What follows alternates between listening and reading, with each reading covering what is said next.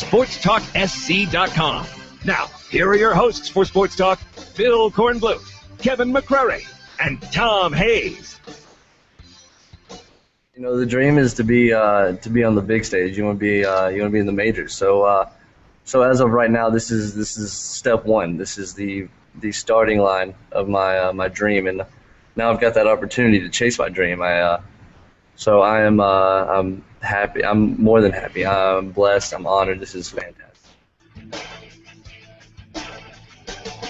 All right, Daniel Gossett getting the word actually last night that he was headed to the major leagues. Well, have a chance to head to the major leagues after being taken in round number 2 by the Oakland Athletics. The draft continues, and we've got many more players with connections to the state of South Carolina having their names called out this afternoon, and we'll catch you up on all of that here in just a little bit. Also, of course, we've got the Super Regionals underway for the NCAA tournament. We'll tell you what's going on there also. And big news rocking the University of North Carolina once again. One of their former basketball players talking to ESPN and basically telling ESPN's Outside the Lines that he was handed a degree at the University of North Carolina. He was given grades for doing little or no work and not attending classes and getting grades, A's and good grades for classes that he never attended during the time that he was on the North Carolina basketball team when they won the national championship. So that certainly rocks one of the major programs in college basketball. We'll talk about that tonight as well. Phil Kornbluth here in Atlanta, Kevin McCrary back at our studios in downtown Columbia, Professor Tom Hayes with the night off. 800-956-7266, the number. K-Mac, first of all, from the standpoint of what McCants had to say today about North Carolina, pretty telling stuff, pretty shocking information, and he also slams in his comments head coach Roy Williams. Yeah, you know, this has just been an ongoing thing, blow after blow at North Carolina. This is the first major blow to the basketball team, but we heard very similar things and saw very similar things that were affiliated with the football team.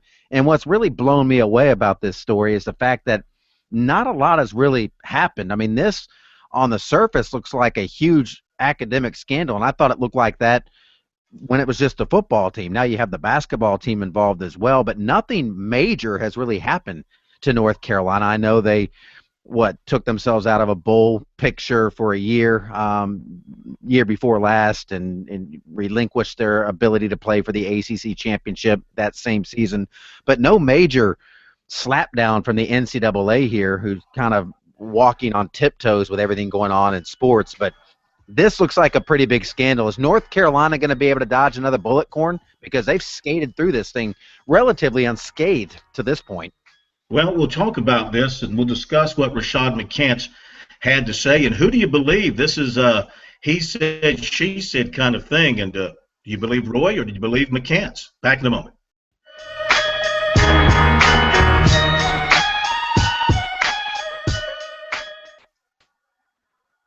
All right, Corn, you with me? Yeah. Hey, we either need to figure out the tile line or we need to adjust your sound there because you sound like you're in a tunnel. I mean, it's audible, but it's tunnely. So we need to address it here in the next couple of minutes. Well, I switched things. I changed things out. You don't hear me any better now? No, I mean, you're clear, but you sound like you're in a tunnel. All right, let's reconnect.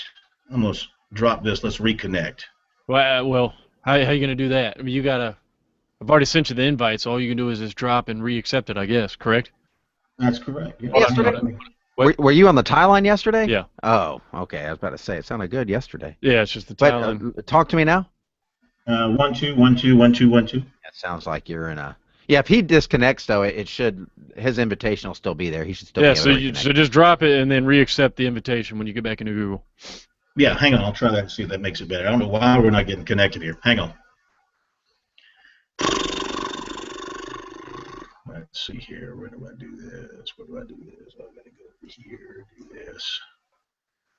You can just exit out, I believe, Corn. There you go.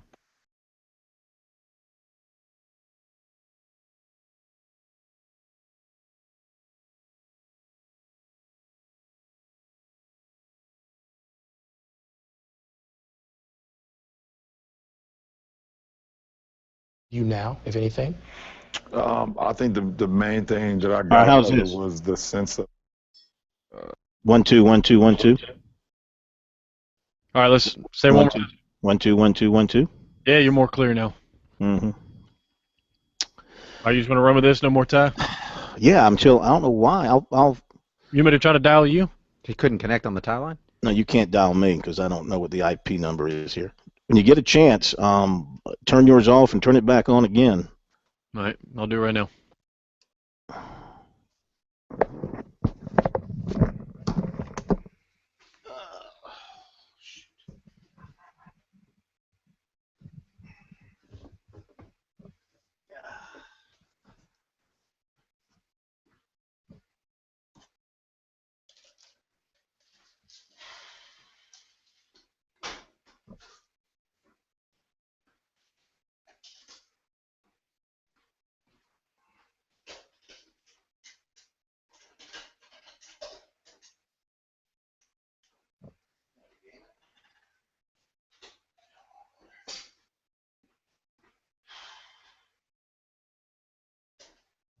All right, I replugged it back in there, Corn. Okay. We'll try one more time before we go. We got a minute.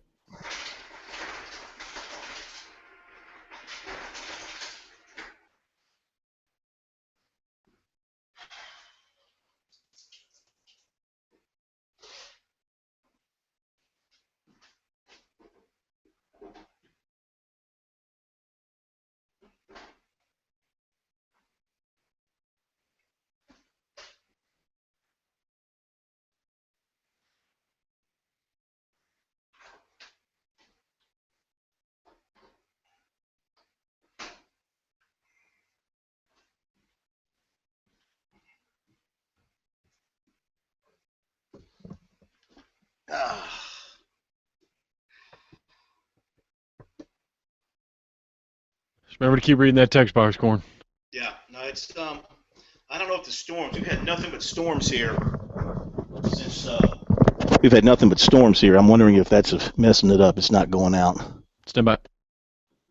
Okay.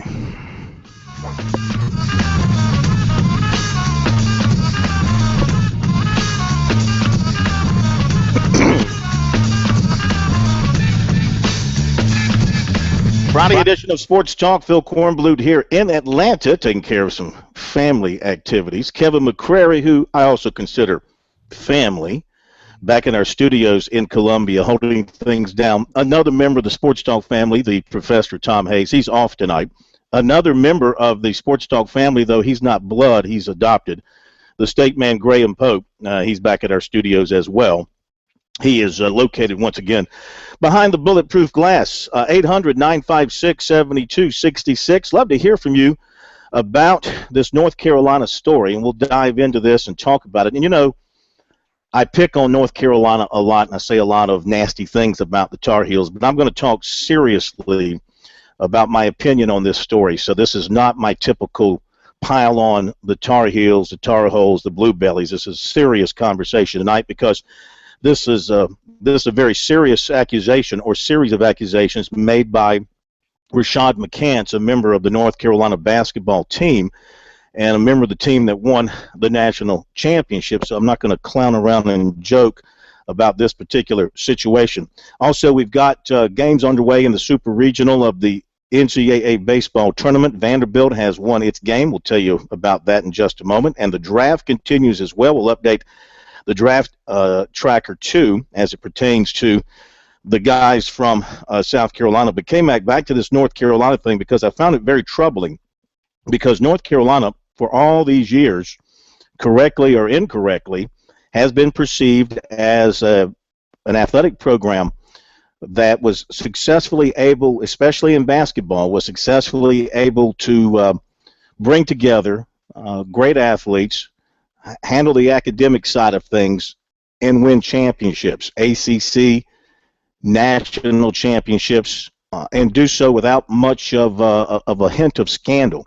Now what started out on the football side of things has bled over to the basketball side of things, and I don't want to forget the messenger here. I'm sorry, I don't want to forget the message by talking about the messenger, but you have to wonder why Rashad McCants would say these things publicly about North Carolina, and I always look at these former athletes who turn around and burn their schools with a bit of a wary eye, because what is he trying to accomplish here? Why do you turn around and level the school that took care of you? Whether or not you got your education, that was up to you, but they gave you a chance for an education. They treated you in a first-class manner as far as the basketball program was concerned. You stayed at fine places. You traveled in a first-class way. You won a national championship. You got a chance to be picked in the lottery of the NBA draft and make millions of dollars. Why does an individual then turn around here, 10 years after the fact, and blow up his school the way McCants has here?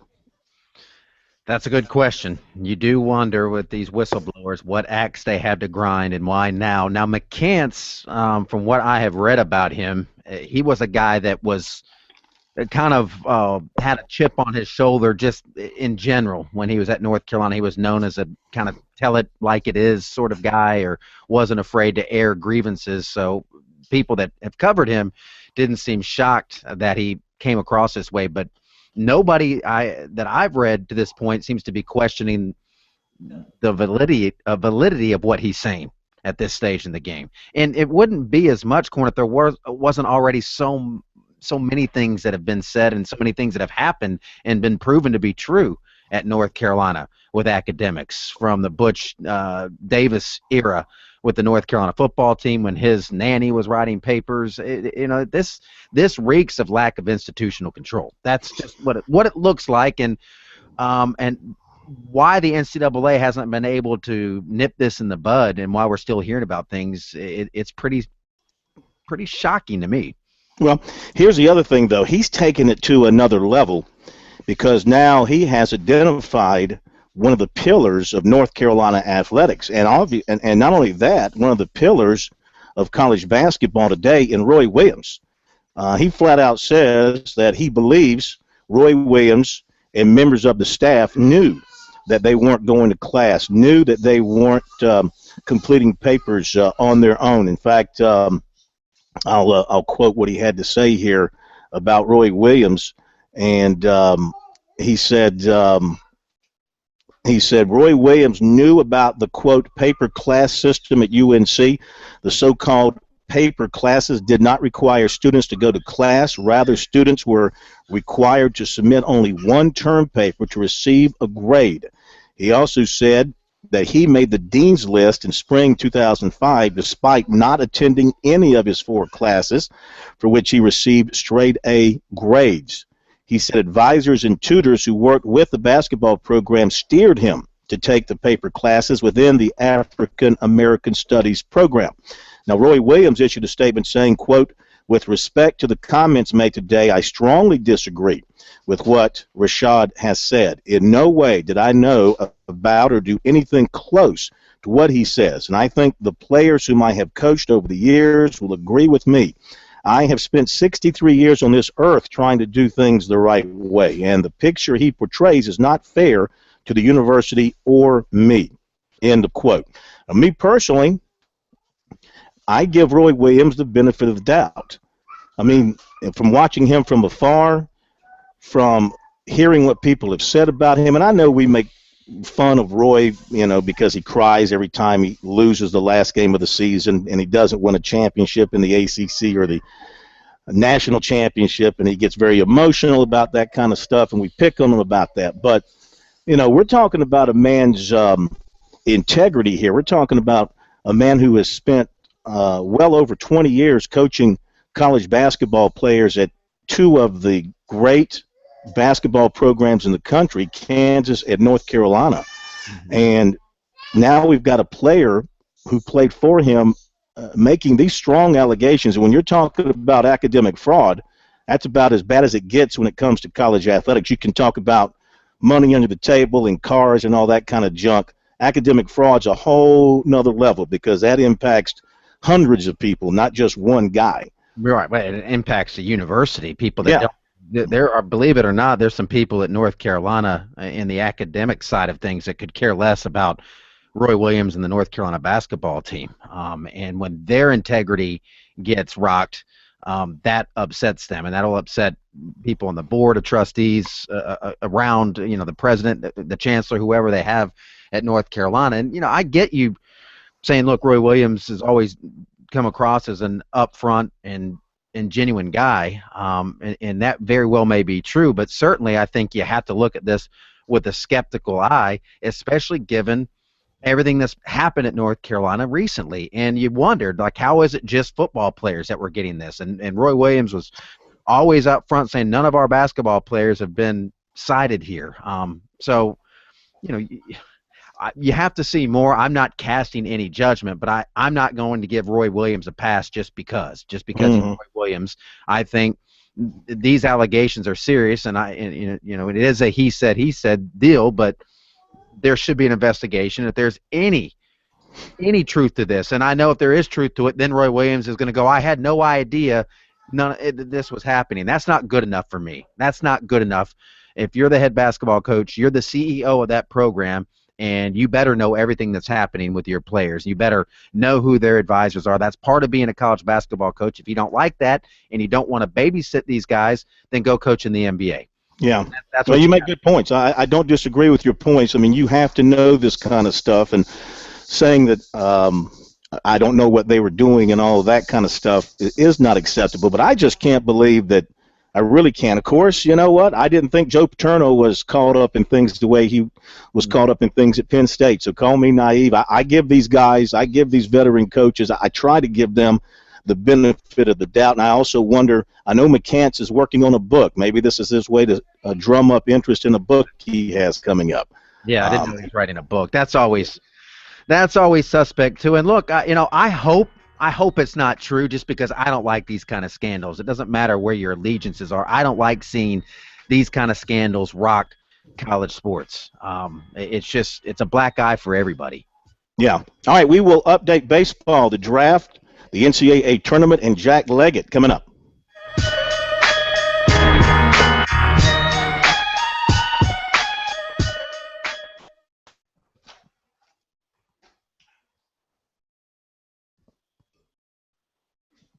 Hey. No, because this was in the way. Corn, K-Mac has an updated list of draft picks on the website. Okay. Yeah, I didn't get. Did he get the one from USC Aiken on there? Yeah, some kid from USC Aiken is the one he's talking about, and Matt Campbell's on there now. Okay, he's updated both of those? Correct. Super. Yeah, I see Matt Campbell. Otherwise known as Matty Cams. I love my Yankees second-round pick, that guy, that flamethrower from Mississippi State. I can't believe we got him. That's awesome. Matty Lice. Oh.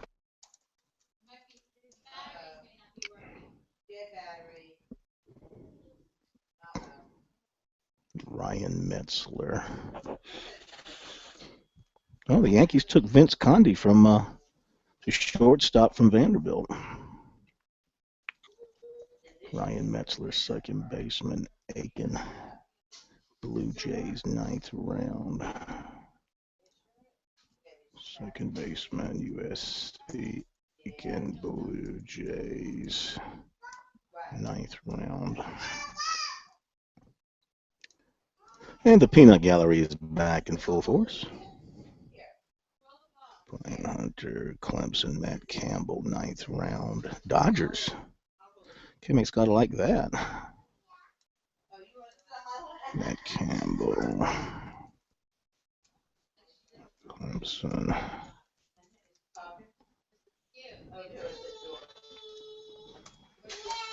All right, stand by.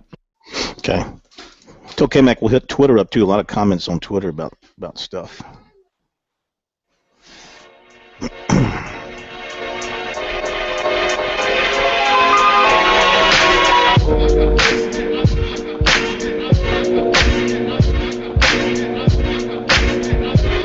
Got plenty of time for your calls tonight. We will hear some comments from Daniel Gossett. If you'd like to join in, love to hear what you think about this North Carolina revelation. Do you side with Roy Williams? Do you side with Rashad McCants? 800-956-7266, the number. Email talkback@sportstalksc.com. And on Twitter, it is @SportsTalkSC. All right. First of all, let me update the Super Regionals because one game is in the books, and it is Vanderbilt one win away from the CWS again. Vandy beat Stanford today 11-6 in Nashville. That's the only game that's gone final today. The games coming up, we've got a game in progress. In the bottom of the seventh, Texas leads Houston in Austin 4-2. Now, coming up later today, Kennesaw State plays at Louisville, and we've got UC Irvine at Oklahoma State, and, of course, the College of Charleston plays at Texas Tech tomorrow at 1 o'clock. As far as the draft is concerned, let's bring you up to date on everything that's happened since last night. Grant Holmes, right-hander from Conway, in the first round of the Dodgers. Michael Chavis, Clemson signee, shortstop, first round of the Red Sox. Today, Daniel Gossett, late last night, Daniel Gossett, right-hander from Clemson, second round to the A's. Today, Grayson Griner, USC catcher, third round Tigers. Outfielder Wes Rogers, fourth round, Rockies out of Spartanburg Methodist. USC left-hander Jordan Montgomery, fourth round Yankees. Upstate right-hander Chad Sobotka, fourth round Braves. Might be Sabatka. Right-hander Madison McCullough, Lander, fifth round, Diamondbacks. Right-hander Austin Decar, Clemson signee, third round to the Yankees. Third baseman Joey Pancake, USC, seventh round, Tigers. Second baseman Steve Wilkerson, Clemson, eighth round, Orioles. Second baseman Ryan Metzler, USC, Aiken, ninth round, Blue Jays. And just a moment ago, right-hander Matt Campbell from Clemson went to the Dodgers in the ninth round. I believe, K-Mac, we're up to date through the ninth round, correct? Believe so. Yes. Okay. And they'll go to 11 rounds today and then do 12 to 40 tomorrow. All right, so far, Clemson's taken a couple of hits as far as its recruiting class is concerned, but South Carolina has yet to have a signee picked to this point. So that class is kind of holding together right now. And we'll continue to follow this on through the program tonight. And let's see, what else did I want to mention? We'll update the golf. We'll update the goings-on at Pocono as well. They're racing this weekend in the mountains of Pennsylvania, so we'll update that. And, the NBA Finals last night. Nice win by the Spurs. I'm tired of all this complaining about the heat in the gym. Come on, K-Mac. The heat. Well, that was an old Red Auerbach Boston Garden move. The air conditioner is broken. Air quotes around broken. Come on. Listen, they've played in a lot of hot gyms over the years in the NBA. That's just further indication of how spoiled our athletes are today. Yeah, you can't. It was the same temperature for both teams. Exactly. We'll be back in a moment. Thanks for talking to Google. Oh, did you cut it after K-Mac? Yes. That's good. Oh, I meant to get into the Jack Leggett thing. Hey, we'll do that after the break. Hey, is your internet, no.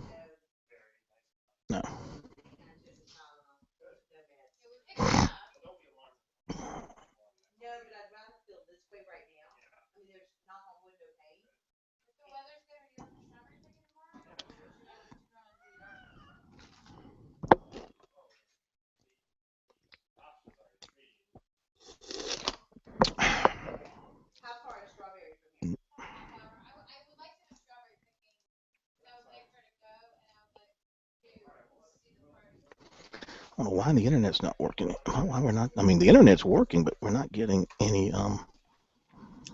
This hardwire's not working. I don't get that. Hope my box is. Maybe it's on my end. How's the sounding, Statement? Fine. Plugged in before it booted up. Maybe that was it. Statement, you there? I'm here. How we sounding? Fine. Okay. I rebooted my machine and tried something else. Let's see here. No? Still not working. Interesting. Interesting. Nothing's happened to my machine here. You're welcome. Oh, and she said we got cards. Yeah. Still not going out. We got the card. And yours is yours. You rebooted yours, and it's 3 times.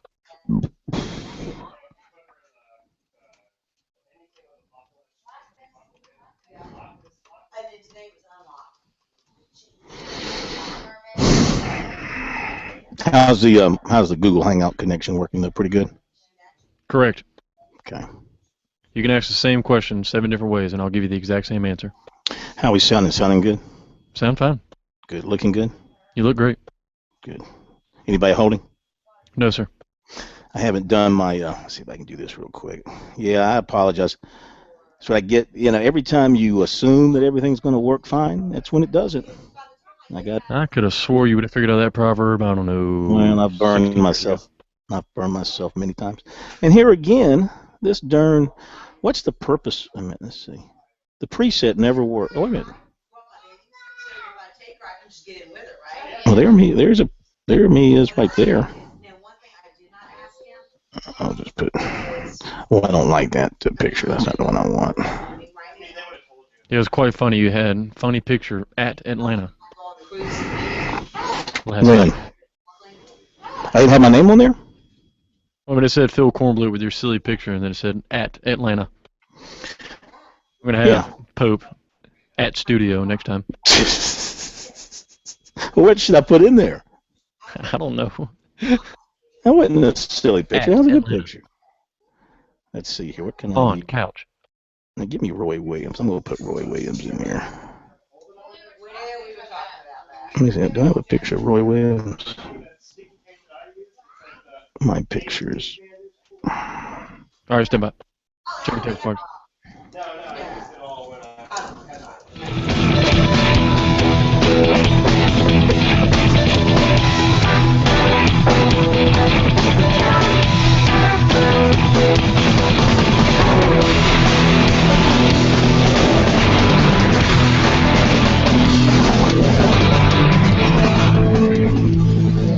Okay, we're back. Sports Talk, South Carolina Radio Network. Good to have you with us on a Friday night as we head into another big weekend of sports. We've got, of course, the run for the Triple Crown. California Chrome came back. Here's another chance for a horse to put itself into, well, I'm not going to say infamy, but to put itself into the record books for forever as one of the few to be able to win the Triple Crown. And most people seem to believe California Chrome will get it done. I know you've got your money on C squared, California Chrome. C squared, the California Cadillac. We'll see if it can happen. You know, it's a longer track there at Belmont. We've seen a few horses come very close here over the past several years, but nobody's been able to finish it off. Who was the last horse to pull it off again? Where's Charlie Bennett when you need him? Yeah, really. Unfortunately, Charlie's under the weather. Yeah. That's back in the 70s, wasn't it? It goes back a lot. It's been like 36 years. Yeah, right? I know it's been a while. I don't know the exact year or the horse. Yeah, to win the triple. Well, I'll look this up real quick. And it wasn't Mr. Ed. Hope's looking. The last horse to win the Triple Crown. Affirmed. There you go. Mm-hmm. Affirmed in 1978. Great horse, Affirmed. Yeah. Which is the one that you got all upset over because they had to put him down because of injuries? Let's not bring up Barbaro. I might get too emotional if we start talking about Barbaro again. It's just tough. The phone number here is 800-956-7266. Love to hear from you tonight. We opened up the show talking about the allegations by former Tar Heel Rashad McCants, really against, Roy Williams as well as the University of North Carolina, basically saying he never went to class, never did the work required of him, was handed a degree, and also implied others received the same treatment when they were athletes and basketball players at North Carolina. Now, there have been players to come out after this story came out. There have been players to come out and refute what he said, and that would include another member of that national championship team. Sean May received his degree in 2009, and he disagreed that McCants' experience was the norm, and he said he met with the individual who's investigating this story at North Carolina last month, and he said, quote, "I hate people calling it paper classes. It makes it seem like we didn't do anything. I know work was done. I had to write 25-page papers for independent study. By no means does what Rashad said reflect our views and experiences about North Carolina."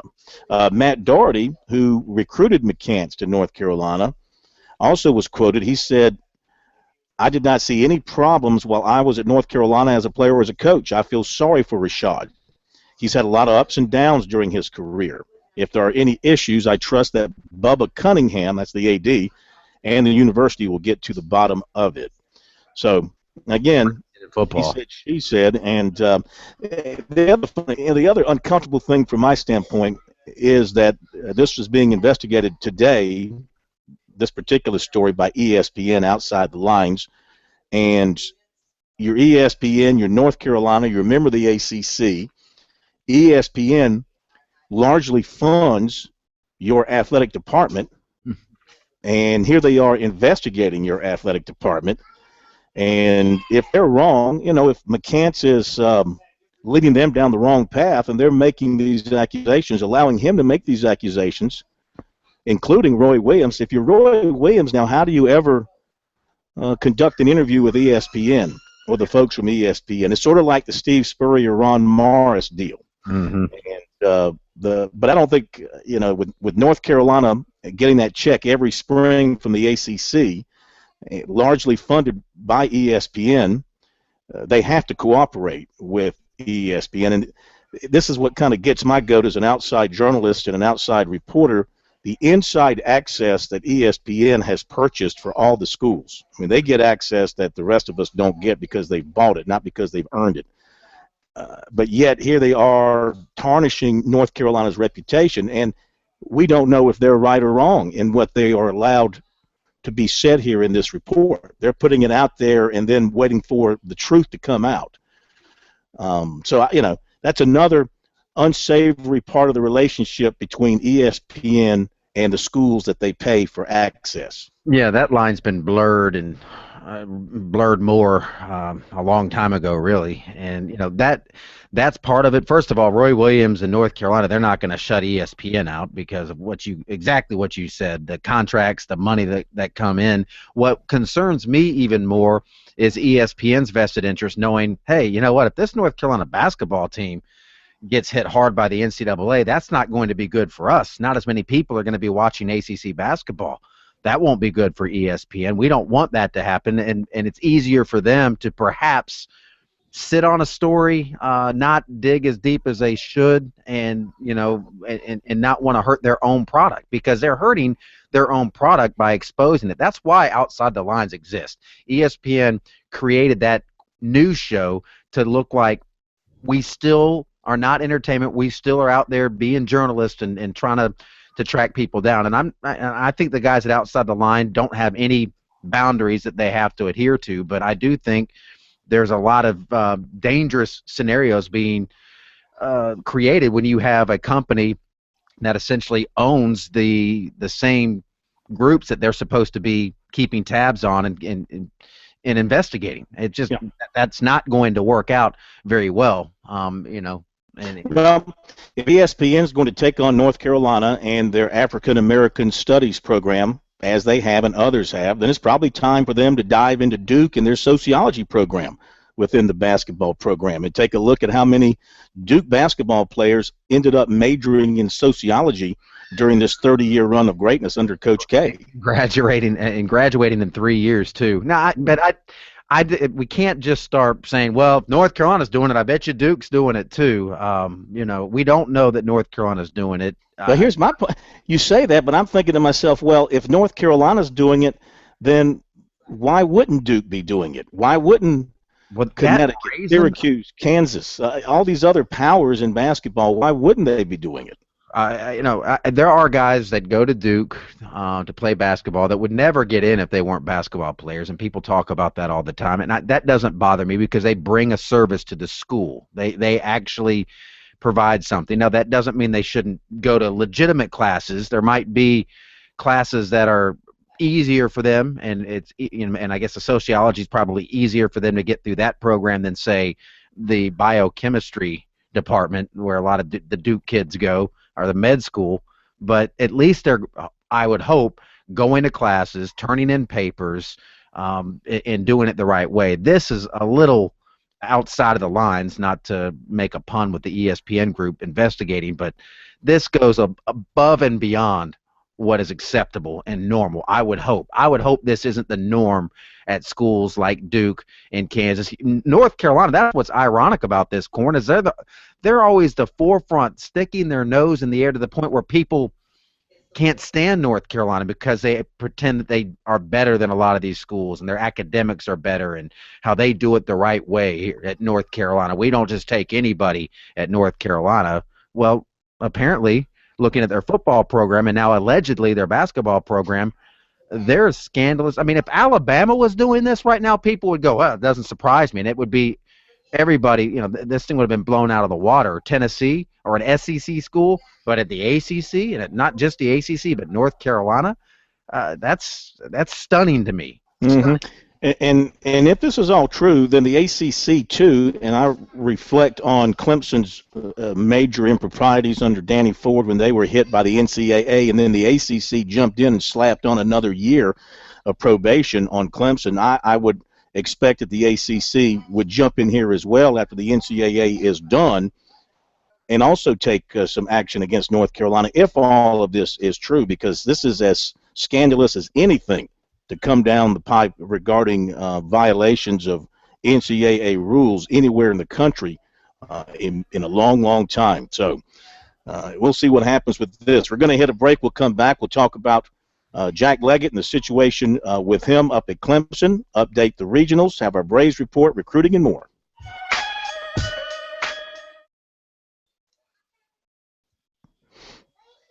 Yeah, we never got Mike this afternoon, Corn. No. Would like to have known that before we went on the air, but I guess somehow that just slipped by everybody. Oh, I would like if you had been on the air by the time we went on the air. Oh, we have a caller. Indeed. Okay. There, how's my logo look? Am I cutting off my face there?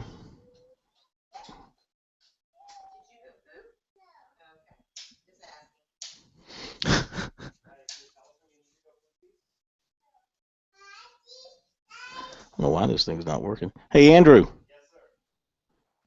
You don't? Is your I know your wireless is working. Do you think is your TV internet not working or whatever? TV?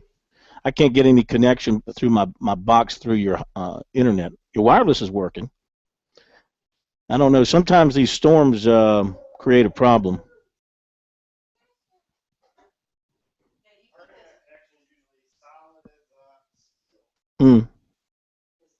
Is your television working? Okay. Yeah, I mean, I'm getting the wireless. I just, last night it dialed up, boom, boom, boom, and I'm showing a connection, and I'm showing that it's just not going out for some reason.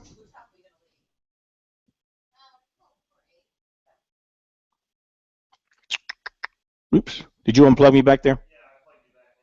Okay. Yeah. But this one tends to stay in place because it's so big. It's just not. See, it shows dialing, but it's not. See, this dialing is not. Yesterday I did the same thing, and we rebooted in Columbia, and it worked. It cleaned itself up. Sometimes that happens. You have to reboot the. Say what now? I mean, I've got my IP address. Yeah.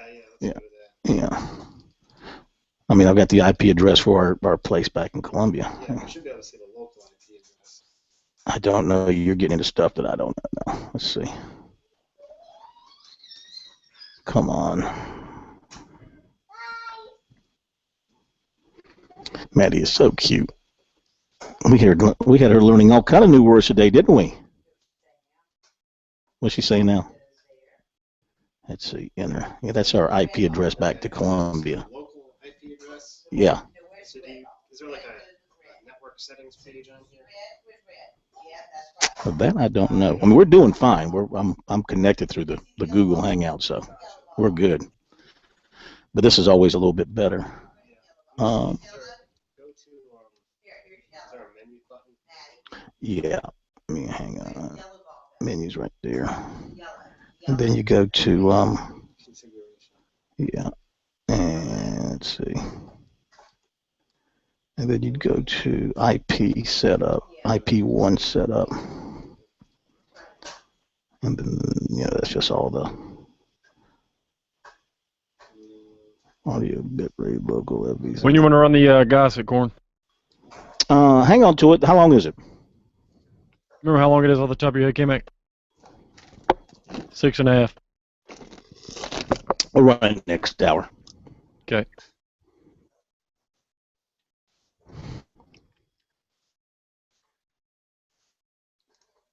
Let's see if anybody else drafted.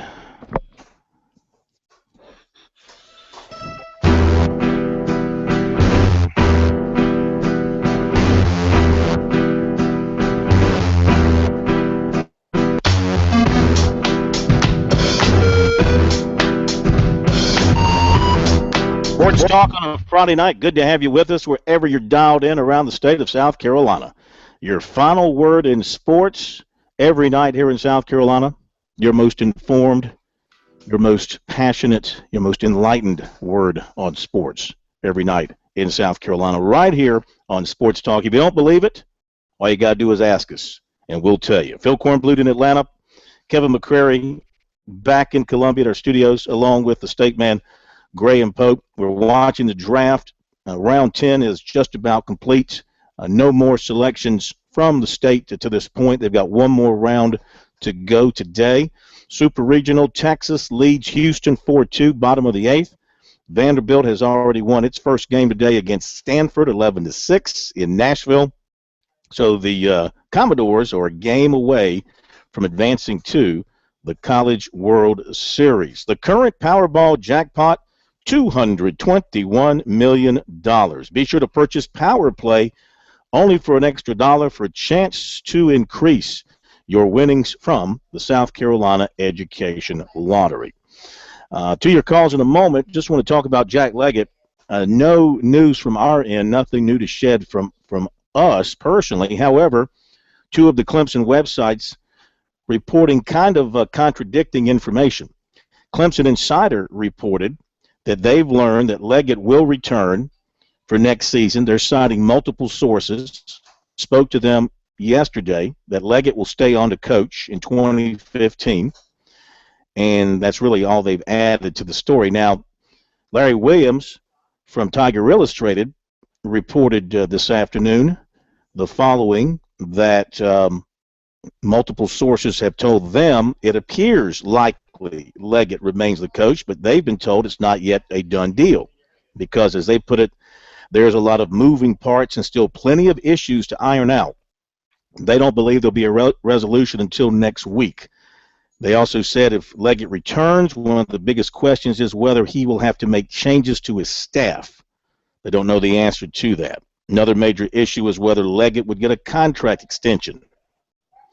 And they write that they do not think an extension is likely, assuming he does return. So there you go. That's what's coming out of the upstate. We've got one site saying that he's definitely back, another site saying that he may be back, but there's nothing definite. I would think he's coming back. I think from what we gathered from our source yesterday, the talks between Leggett and Radakovich have gone well. They've been fruitful.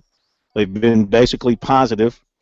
And it seems to me that if Radakovich was going to make a change, he would have announced that already. So they continue to talk. Now, listen, that's not to say that these talks couldn't break down and there could be a sticking point that perhaps the athletic director is pushing something on Leggett that Leggett just can't accept, and the two can't get together on it. And it could be over making a change in your coaching staff. You know, K-Mac, a lot of coaches, they have a problem with an athletic director stepping in and saying, you got to fire this guy, you got to fire that guy, you got to do this, because they feel like that's their turf, that that's their domain. Yeah, and let them make that decision. And if the change needs to be made, the coach would know. I mean, I get that loyalty doesn't keep you around very long if you're a football coach, baseball coach, basketball coach, but you know, Bradley LaCroix was recently named one of the, if not the top recruiter in college baseball. They brought in good players. Dan Pepicelli, the pitching staff, you know, they had two very good starters. They struggle with quality depth, but that's not unique to Clemson across the board. And I do think in the context of what's happened, again, it's just a head scratcher for me. Clemson has not been to a super regional or Omaha in 4 years. So is that the bar we're setting now at Clemson for the next coach, Jack Leggett, whoever? If you don't go to a super regional or Omaha at least once every 4 years, we're going to fire you, regardless of what you did before that. If you go to Omaha 3 straight years and then go 5 years and don't make it past the regionals, you're out. I don't get that. It just it's insane. And okay, and if you don't go, fine, we don't fire you. Somebody on your staff has to go. We're gonna make a change just for the sake of making a change right now. That's ridiculous to me. It's ridiculous. Well, I think at the very least we can say this has been handled very poorly from the outset of Radakovich issuing a statement after Clemson lost in the regional, and that, of course, set the wheels turning in everybody's mind that now we've got this Jack Leggett watch going on, because he put it out there in the public that there was going to be this review of the baseball program because of how quickly they got knocked out of the regional. And it's continued here for a week, and I'm a little bit surprised, taken back, that here it is Friday, and we still don't know with 100% certainty that Jack Leggett's going to be the baseball coach at Clemson come next season. And that's a shame for all involved, especially Jack, because he doesn't deserve to be hung out to dry like that by his administration. So this goes into the weekend, and it's unresolved at this point. All right, we will come back and hit some phone calls in a moment.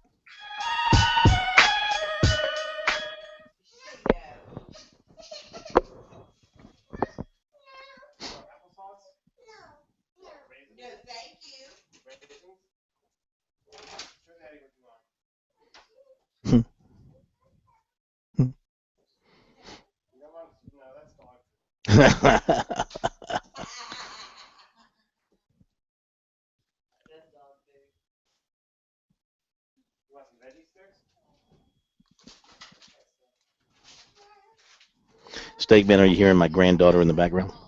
Yes. Good. It adds a little bit of a personal flair. Such an authentic feel. She owns the house. What can I tell you?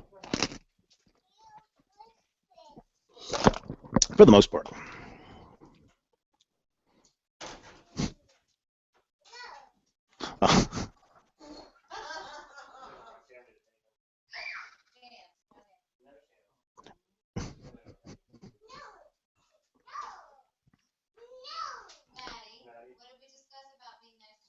Yes.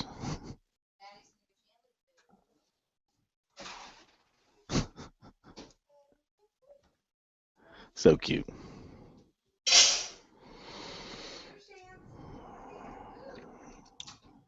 Still got the caller waiting? Indeed, sir. Okay. Top of the ninth, Texas leading Houston 4-2. Let's see. Oh, I got to check.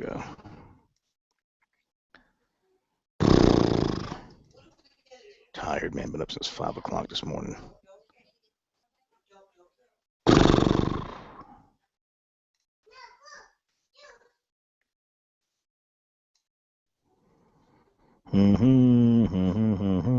Oh, I had one taken from Coastal.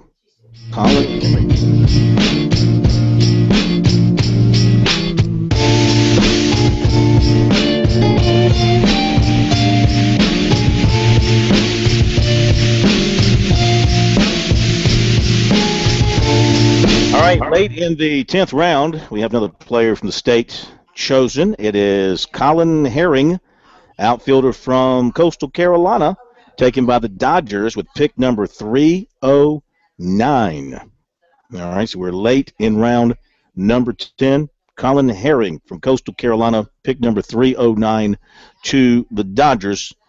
About to wrap up round 10. One more round to go before they call it quits today, and then they'll complete things tomorrow. Dodgers are active down in Conway. They took Colby Holmes' little brother in the first round, and now they're taking another Conway product, Coastal Carolina. Well, at least from Coastal Carolina. And now the third Palmetto State tie, too, with Matty Ice going last round, Matt Campbell. Want to remind folks, if you're out on the water this summer, we all encourage you to have fun, but please never drink and drive your boat. Always designate a driver. Always wear your life jacket.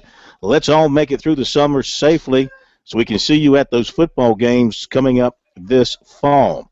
All right, let's jump to the lines because some folks have been waiting. We go to John in Hilton Head. Appreciate your patience, John. Welcome into Sports Talk tonight. How are you? I'm doing good, doing good. Let me say at the outset, I went to school at University of North Carolina. Good. And was a member of the freshman basketball team, 62, 63. However, I do not get the inside information always like, say, Michael Jordan would or Tyler Hansbrough or somebody like that. But I do have some contacts up there. I was shocked to hear the report, not so much shocked that it came from Rashad McCants. I think you've already documented that there were some personality issues or some kind of things there when he was playing there at Carolina that he and the coaching staff and the fact the team had to deal with, although he did contribute quite a bit to that national championship team of 2005. I was surprised to hear that he graduated or that he's claiming he's got a diploma because it sounds like it was pretty easy. He was one of the ones that left real early. He and Raymond Felton and Sean May and one or two others after their junior year they won that national title. But one thing that I do know, several things I know. One is that once nowadays, unlike it was whenever Bill, especially you and your age and vintage and me too, once you get past your sophomore year now, it's not unusual to have a lot of your curriculum be non-attendance type classes. Depends on what your major is and a lot of different factors. It's not the same in every case. But all right, John, hang on one second. We're going to hit a break here at the top, and I want to, if you don't mind, hold you over and let you finish your thoughts on the other side of the break. I'd like to hear more about what you got to say. We'll be back in just a moment.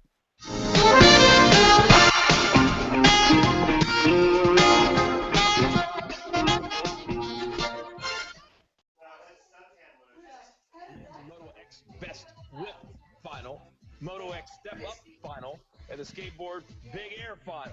X Games Austin, 8 Eastern on ESPN, also live. Corey Miller got drafted. ESPN.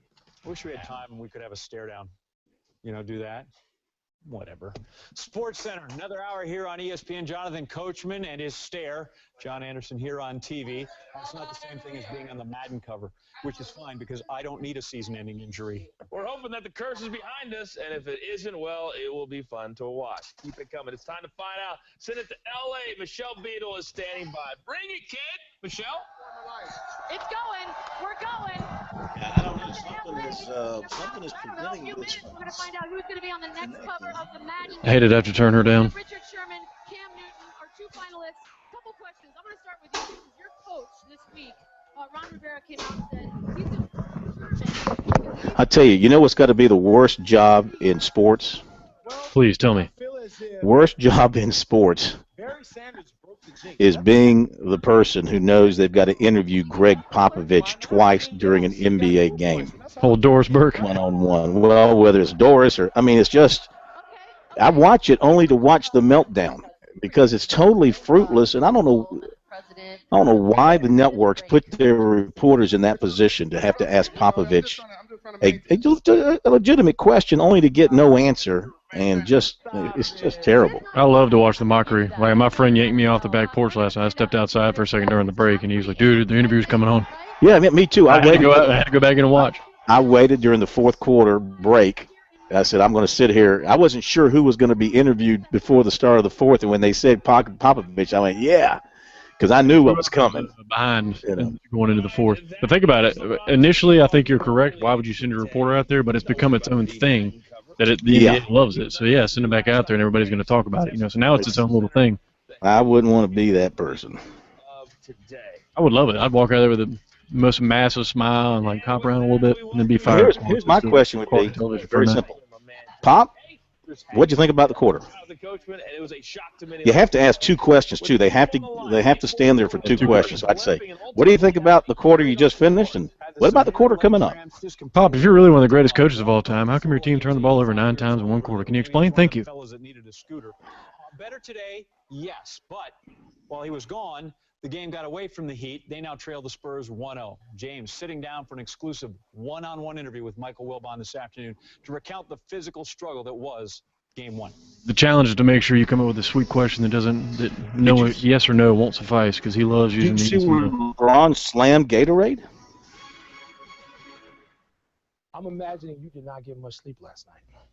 Well, you're imagining correct. I didn't get much. Throughout, just thinking about everything that went on, man. Me personally. Here comes the fanboy interview. Would it be in the finals number? This is the who?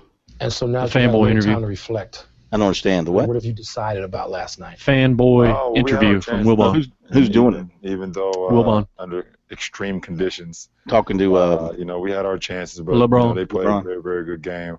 We're going to use today to start to prepare. LeBron slammed Gatorade. Game 2. What have you been able to do in those 12 hours or so to sort of?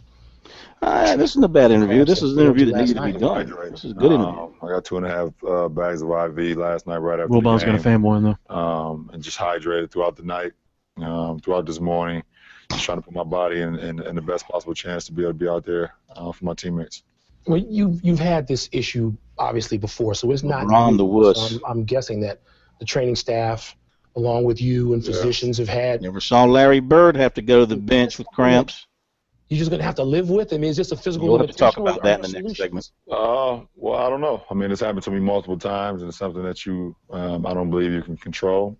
Obviously, our training staff, our medical staff is great, and we all. It's kind of strange that you see it in the college games all the time, like college football. They'll throw you in the locker room for a minute with an IV. You wonder why that wasn't an option last night. Hopefully, it doesn't happen again throughout this series, and I can be out there for my team when That's they my need only it question. most. And but we will do everything preventive to stop it from happening.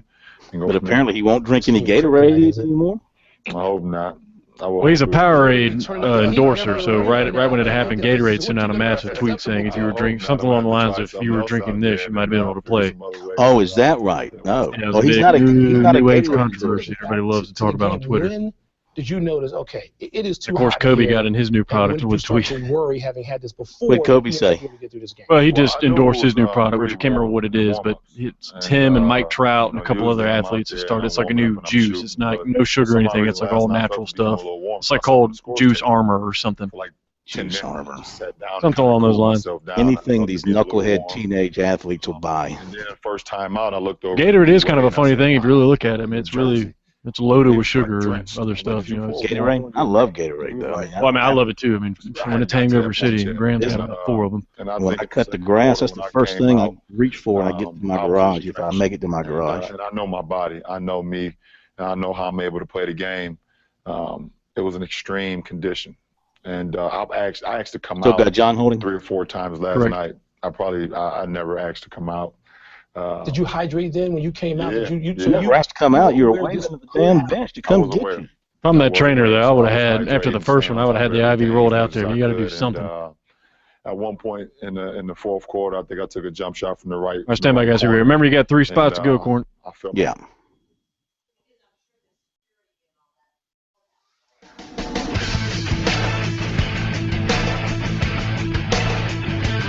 Live from Columbia, this is Sports Talk on the South Carolina Radio Network. Be a part of tonight's show.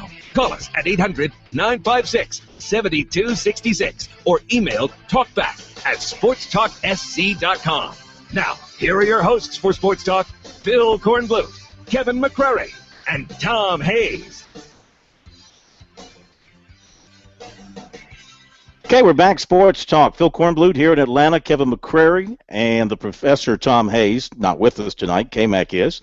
And Graham Pope is with us behind the bulletproof glass back at our studios in Columbia. I want to go back to John from Hilton Head, who was holding as we hit the break. John's a North Carolina graduate, former member of the North Carolina freshman basketball team, and he was responding about the comments from Rashad McCants today condemning North Carolina's academics, and also he was dragging Roy Williams into the mess as well. So, John, sum up your thoughts for me in about 90 seconds to give us a chance to respond. Well, we were talking about the no attendance, and that's kind of become a norm, especially nowadays for athletes with the time constraints they have, as well as the communications technology that's available. But in North Carolina's case, they have had a tutorial program that has been under their academic responsibility for years and years.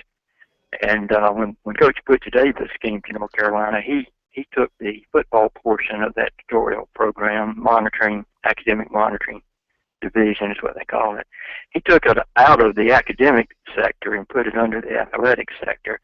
Now, I don't know for sure whether or not that included the basketball program, tutorial program or not. I think it was meant to be only the football program, and unfortunately the powers that be should not have let him do that, but they did, and that's how they got into a lot of these problems with the things that the football program got them into. Now, when all that came out, it was not hidden at all. In fact, it was revealed that there were some basketball players involved in those transcripts where they had blotted out the name whenever these reports were made in the newspapers of these athletes. Julius Peppers was rumored to be one of them that had graduated and had made some really good grades one or two semesters there with hardly attending any class at all. But the law does not allow you to reveal that information. There are certain limitations there on what a university can do without getting themselves into some serious legal areas. I got to jump in because we're running short on time. So the bottom line is, from where you sit as a North Carolina graduate, did your school do anything wrong here? Well, I don't know. I don't know what the facts are. In fact, I didn't even know about this until I heard you mention it when you first came on your show. I do think, though, that the thing that bothers me about this whole thing, going back to the start of it, has been the limitations that university has been under, and I think to a certain extent they've enjoyed those limitations with really coming out with the facts and getting to the bottom of it. I'd like to see if there's anything that can finally get that limitation taken away. Well, I don't know if this information is going to help, because I think the NCAA reacts to these kind of media reports. They've got to react to this. Back in a moment.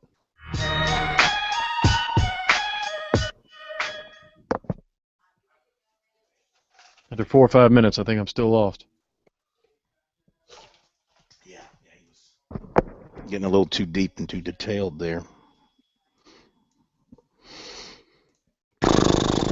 Pretty lazy attempt on the part of media, I thought, to sort of drum up some animosity between the two sides when I don't see any animosity between the two sides. I don't think there's any correlation between, Birds, Celtics, and Magic's Lakers, and stuff like that. I think you guys like and respect and even admire each other. Tell me I'm wrong. We do respect. We respect each other. We still talking to LeBron? Just the way both teams play the game. And I think if you're a little league coach or you're a little league kid that's wanting to learn how to play the game of basketball, these are the two franchises and the two teams. Ask K-Mac if he added the Coastal Carolina kid to the list. Did you add the Coastal kid to that list, K-Mac? It really doesn't matter who gets the credit at the end of the day. Just want to win. And, cool. And I think that's great for us. So I think we're up to date. Well, we're into round 11 here. You feel like you need to we're just starting round 11. Just like for them to play Houston, you're on the clock. to get this three-peat. I think that gold trophy is more than enough dislike. You almost dislike that gold trophy just so you can get it, if you understand what I'm saying. So, no, I don't need it. I don't need it to motivate myself to know what's. All right, Texas has beaten Houston. My goal is to, always put myself in a position to win an NBA championship, and I'm here once again. So what do you think? I mean, if we weren't sitting here, we're just walking down the street in Miami, and I said to you, Duncan, Ginobili, Parker, what do you think of those guys? What do you think of them? I'll have Daniel Gossett standing by. Great. And we'll do Monty at the bottom of the hour. Guys that's been able to withstand the time, and especially Duncan. And he's played a major role in every decade, from the 90s to the 2000s now to so on. So you respect that. You respect guys that put team in front of I every single day. You respect that, and you kind of see if you can learn from that. And one of those moments last night when they started talking about historical facts, and they were like, "Did he three-peat? He'll be the first team in 16 years to accomplish such a feat." And I immediately stood up. My almanac mine. They totally forgot about the Bulls in 97, 98, and I was like, "Holy cow, that was 16 years ago." I think the one of those moments that I got out of it is the sense of almost jumped off the back deck. You're not entitled to return but I'm still to the here. finals. And just because you get there one year doesn't guarantee you to get there another year. And you shouldn't take for granted the times that you have in this sport. I think a lot of people get caught up in getting to the finals and don't really live in the moment of all the great times that you have throughout the regular season and in the postseason and all so forth. And for me, that was when I got to the finals in 07, I thought, okay, we're going to get there in 08. Oh, we're going to get there in 09. We had the best record in the NBA. We're going to get there in 09, and it just didn't happen. And you start to learn that you can't skip process. You got to live in the process. You got to live in the moment and then see what happens. Early in your career, I don't know that you would have called Jerry West or Isaiah. Corn, you got to remember, you got to mute yourself here, remember? Older, We go to the audio. Is that just a learning process to appreciate what some of the old heads might want to tell you? I think. Actually, I got a call in there just asking me, hey, if we take you here, will you sign for this? There's your opening. Okay. I'm going to update a couple of things, do a spot. All right, stand by.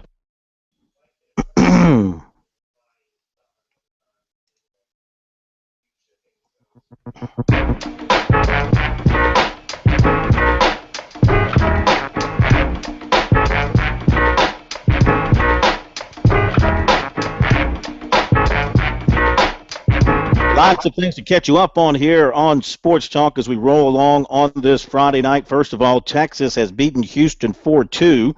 First game of that Super Regional in Austin. So Augie Garrido, who was about to be run out of town just a couple of years ago in Austin because his great program had slipped a little bit, didn't make the NCAA tournament there for a couple of years. He's one win away from getting back to the College World Series. He has fixed his problem. The people at Texas sat back. I don't know what changes he made, if he made any changes. I'm not familiar with that. All I know is they didn't fire him a couple of years ago when people were calling for his scalp, and they let him fix his problem, and he's a win away from getting back to the College World Series. So Texas has won.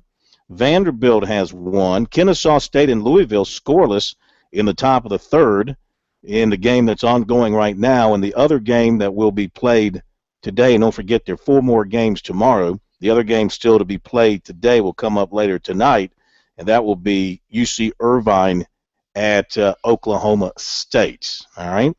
And we'll update golf and NASCAR in just a moment. And also we're going to hear from Daniel Gossett, who was picked today by the Oakland A's. You want more out of your education? Well, Palmetto College offers the quality of a 4-year education online. To find out more, visit palmettocollege.sc.edu. With Palmetto College, your future has no limits. All right, the qualifying at Pocono is over, and it's Denny Hamlin on the pole this afternoon, 181.415. Kurt Busch qualifies second, followed by Brad Keselowski, Kevin Harvick, and Jeff Gordon. That's your top 5. Dale Earnhardt Jr. qualifies 8th. And Tony Stewart will start 12th.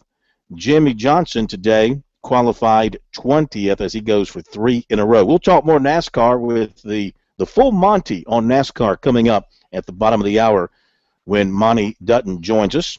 The FedEx Jude Classic in Memphis, they've been slowed by rain over the past couple of days. Ben Crane, a 65, he leads right now at 12 under. Carl Peterson, Jason Bone, they are his closest competition, and they're 6 shots back, and they're still on the course. As far as locals go, Kevin Keisner, he's at 4 under. He's still playing today. He's 4 under for the tournament. Dustin Johnson is 2 under. Ben Martin is 1 under. Tommy Gainey is 1 under. They all remain on the course. Bill McGirt is even, still on the course. Kyle Stanley is 72 today. He's +1. Jonathan Bird is on the course at 2 over. Russell Henley is in at +5. And Chris Blanks withdrew after a 75 yesterday. Phil Mickelson, by the way, is 3 under as he plays his round this afternoon.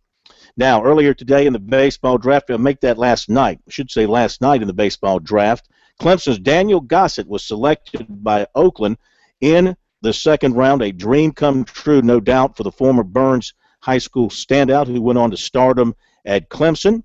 And he spoke with reporters today about what it was like waiting on and then finally getting that phone call. I got a call and they were just asking me, hey, if we take you here, will you sign for this? And I was, yeah, man, it's fantastic. And then, but you always hear about, you get the call and you still gotta wait. So it's not like a sealed deal until you actually see your name pop up. And then to see my name pop up was everything. It was an unreal experience. Like I don't even know how to describe it. I couldn't even start to. Considering the A's reputation for developing young pitchers, and they've brought up a lot of good ones over the past decade or so. Is this maybe a best fit for you? I definitely all the cards are falling in the right spot. It's if I had to pick a ideal situation, this is definitely one of them. And I'm just blessed and honored to have a chance to play for that kind of an organization. You told me yesterday that the crazy thing about this is in 3 days you could be like somewhere else pitching later this week. Oh, is that going to happen? Are you going to move pretty fast here? I have no idea. Everything happened really late last night, and everything was happening so fast. And he just said he'd call me tomorrow, which is today, so he called me today, and get everything kind of settled out, have talk a little bit more, and then so we'll have to figure everything out. How often have you pitched on the West Coast? Never. I've never been farther west than. What's the farthest west we went this year? Notre Dame. Notre Dame. That's the farthest west I've ever been. So. Any Texas at all? They got 2 Texas teams in the AL West. No, I've never been anywhere over there. So we'll see what happens, man. It's exciting for sure. It's everybody I talk to is enjoy the process. The only time I'll go through this unless I come back, and then I'll go through it next year hopefully. But then so I'm just enjoying the process right now, enjoying the time with my friends and family. It was great. What's it take now as far as making that decision? It's just everything's gonna have to line up, and the situation's gonna have to be fair. You're gonna have to look good for for a time I get to be selfish and think of me, and that's so that's what I'm gonna have to do, and so we'll see what happens. Were you here at the time, or were you home last night when you got? No, I went home. I had to spend it with my parents. I was thinking about staying here, but I kind of got my room packed up a little bit, and then I knew my dad was gonna pound me with some guilt if I didn't go home, so I had to go home and hang out with them for the night. What was the reaction when you got to go? A lot of screaming, a little bit of crying, a little bit of hugging, phone calls, and it was an unreal experience. But this is the dream, right? When you start playing Little League, this is the dream to get that kind of call. Yeah, the dream is to be on the big stage. You want to be in the majors. So as of right now, this is step one. This is the starting line of my dream, and now I've got that opportunity to chase my dream. So I'm happy. I'm more than happy. I'm blessed. I'm honored. This is fantastic. You said last week at the end of the season, it just seemed like this team, it never really clicked the way it needed to. With a week's reflection, kind of the same reaction when you look back at this. Absolutely. The guys and the coaching staff, we have all the tools. It just came down to getting that one big hit. It was just one of those things. We have all the tools. We have all the talent in the world. And you know, it just comes down to performing. And you know, we were just missing that one little performance, that one little pitch, that one double in the gap. It was just I feel like we were that close all season. What will it take for Clemson to get back to a Super or the World Series in 2015? You know, we just have to play. You know, it's we've got the talent. There's no doubt about it. We got a great group of guys. We've got the coaching and you know, great group of coaches, and I feel like they're gonna take hold, and these guys are gonna buy into the process that you know, the coaches are laying down, and it's gonna be real special. We're gonna start relaxing. We're gonna start playing. It's gonna be real good stuff. Were you glad to hear Coach Leggett coming back last night? Oh, absolutely. You know, he's I've only you know, had the privilege of spending 3 years with him, and just in those 3 years, I can attest to anything good that anyone's ever said about him. You know, he's a great guy, great coach, but you know, I think he's a better guy than he is a coach, just because of the absolute, you know, I don't know, what he brings to the table a lot more than just a coach. He's a great person, great to talk to. He understands. He's not just gonna, you know, just yell at you and expect you to, you know, to conform to what he's saying. He's gonna understand. He's a great guy, and you know, he's an awesome coach. He knows how to coach baseball. He's great in the game. He understands the game better than anyone I've ever met. There's no doubt. He's been around long enough to understand the game more than anyone I know, and you know, I think he knows how to win. And I think that when you think Clemson, you think Jack Leggett. You think Jack Leggett baseball, and there's a reason you think Jack Leggett baseball, because he's a great coach and a great guy. So I'm more than happy to hear he's coming back. He's the reason why you came here, correct? For sure, absolutely. You know, well, yeah, I would say he is, because I mean, you hear, I mean, he's a Hall of Fame coach. You know, you hear about good coaches in the past, and Jack Leggett is right up there with you know, with the best of them. And to have the opportunity to play under a guy like that, it's you know, take advantage of that opportunity. You're a player, and when you hear the game's passed him by, he doesn't relate to young players anymore. What do you think when you hear stuff like that? You know, I think that's an outside looking in kind of deal. When you're inside and you see, he works harder, just about as hard as, if not harder than, most of the players out there. That man. All right, there you go. Comments of Daniel Gossett, headed to the Oakland A's. Hope things go well for him, and we'll be back.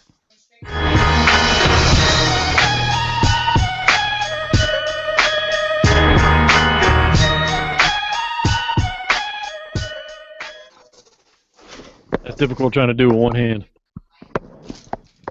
What's wrong with the other hand? Well, I can only use one because it's one computer. Yeah. Miss Clean. Hey, Miss Clean. I haven't showered in 3 days, Maddie. I'm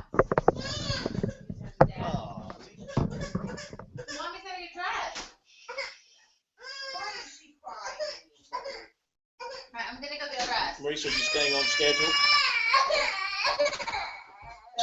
Yeah. Why don't you take her swinging outside? I'm gonna go get dressed. Why don't you go swing outside? Yeah, I'll go outside too.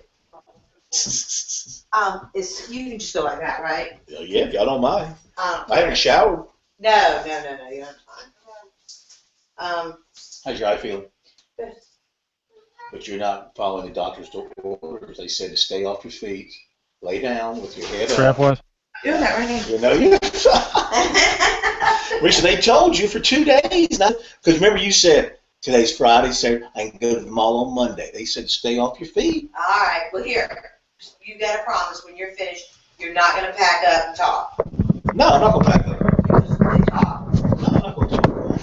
But you're not doing what the doctor said, so don't blame me. Corn, for the record, Skip Johnson, the pitching coach, has been there since he's been there forever. And Tommy Nicholson's in his second year, so that's your staff. So you talking about at Texas? At UT. Yeah. Well, maybe maybe that guy you just mentioned was a change. Since you said he's there his second year, maybe they brought him. I mean, they didn't make the tournament the past 2 years, so I don't know. It wasn't like a this year change. You know what I mean? Yeah.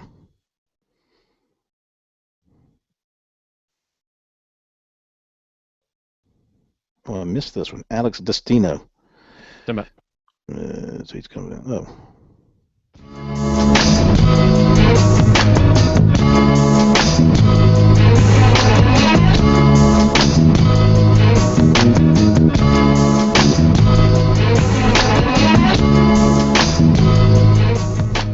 Yeah, I think the Oakland organization is a great place for Daniel Gossett. He won't make a ton of money out there, but he may get a chance to pitch early because they like to bring up young talent, and with their approach to things, with the quote unquote Moneyball philosophy that they have out there, that has worked extremely well. I mean, they're leading their division. They won the division last year. They have really a bunch of unknown players for the most part. Maybe Coco Crisp might be the best known player on their roster. I don't know how closely you follow baseball, but that's a place where if you're a good young talent, you can go and earn your stripes early in your career, get your 6 years in or so. And if you're good and successful, you'll have a chance to go cash a big check somewhere else. But the A's aren't going to pay you the big money. That's just been their approach for the most part over the past several years. But it's worked for them because they've been a very competitive team in a small market for them. Even though the Bay Area is huge, Oakland is still considered, I guess, a small money kind of team. So wouldn't be surprised if we see Daniel Gossett out there real early. Something else, and this is from a personal standpoint, K-Mac, that caught my eye, being a Yankee fan, was in the second round. I got to go back here and pull it up. This caught my eye because of what is said about this guy. The Yankees selected the reliever, the hard thrower from Mississippi State, and Jacob Lindgren. And, boy, he's the guy that annihilated the Gamecock hitters in Hoover. And I remember Chad Holbrook saying afterwards that guy will be pitching in the majors by September. Yeah, that's what he said. He said that guy will be pitching. That's what he was told. That guy will be pitching in the majors by September somewhere. And, the Yankees need some help in their bullpen. They're scuffling a little bit. They've got injuries. I don't know if they'll put this guy on the fast track or not, but you ask Gamecock hitters, they couldn't figure him out. Hard slider, fastball in the mid-90s, and they couldn't touch him. He made them look foolish in that outing in Hoover. So as a Yankee fan, I was happy to see that. I'm sure you are. I'm sure you're probably already out, buying his jersey, whatever number it's going to be. And I know that you're probably looking for Jordan Montgomery to sign some stuff for you or get his address so he can mail you back Yankee swag if you get up to the club. Hey, one of my favorite analysis, on the MLB.com, if you follow the draft tracker, when somebody gets picked, they put a little blurb about them to the right. Yeah. And, Wes McCullough, who's a right-hander from Lander, he went in the 5th round to the Arizona Diamondbacks, and one of the scouts compared him to Kenny Powers, the fictional character on Eastbound and Down on HBO, and said that he can throw the ball through a brick wall like Kenny Powers and also get in trouble off the field like Powers. That was one of the more entertaining descriptions, being compared to a fictional character on HBO. Yeah, I read that. He actually started his career at North Carolina and was dismissed from the team there and landed at Lander and helped them get to the Division II playoffs this year. Yeah, they went to the World Series. Yeah, he's got a little bit of history on his side, a little bit of baggage apparently, but you know what? It won't matter if he keeps his nose clean and does his job in the majors. He'll have a chance to make some money. Back with more in a moment. Don't go away.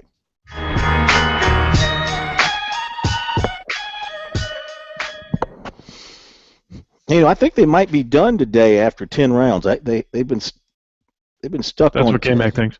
Yeah, I think they've stopped. 10 rounds. Done. Done? Done. Okay.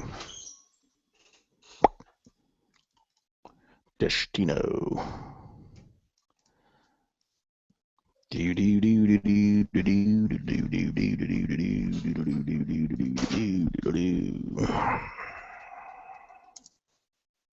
Correct.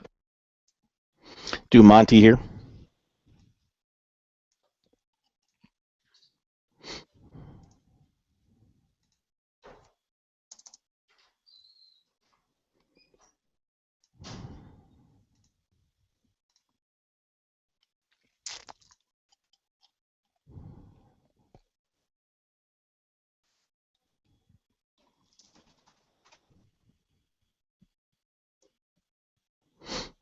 Still not working. I don't understand that.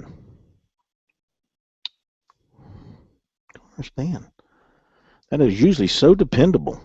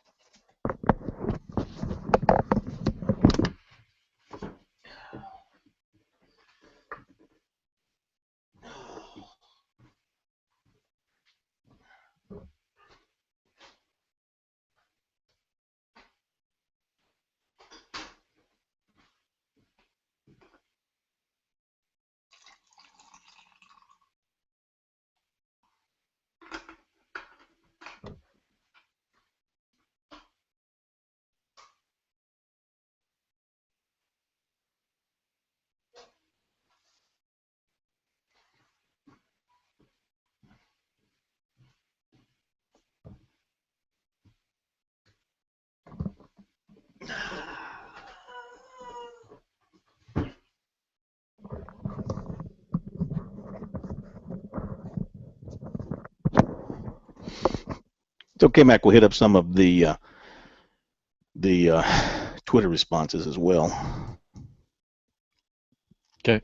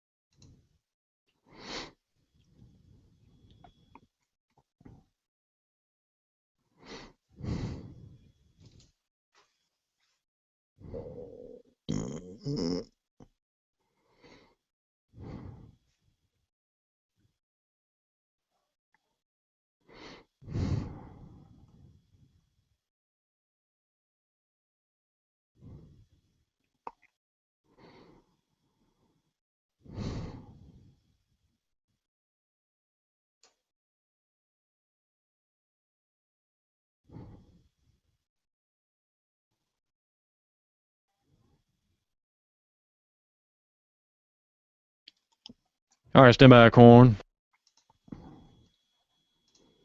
Okay. Love it when it's fast. Love it when the leaders call the pack is moving past. Love it when they're making lots and lots of noise. Can't wait to hear these doubles say. Boogity, boogity, boogity.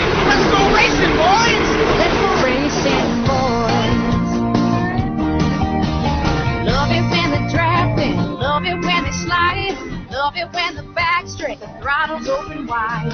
Love it when they're making lots and lots of noise. Can't wait to hear these doubles say. Boogity, boogity, boogity. Let's go racing, boys. Let's go racing, boys.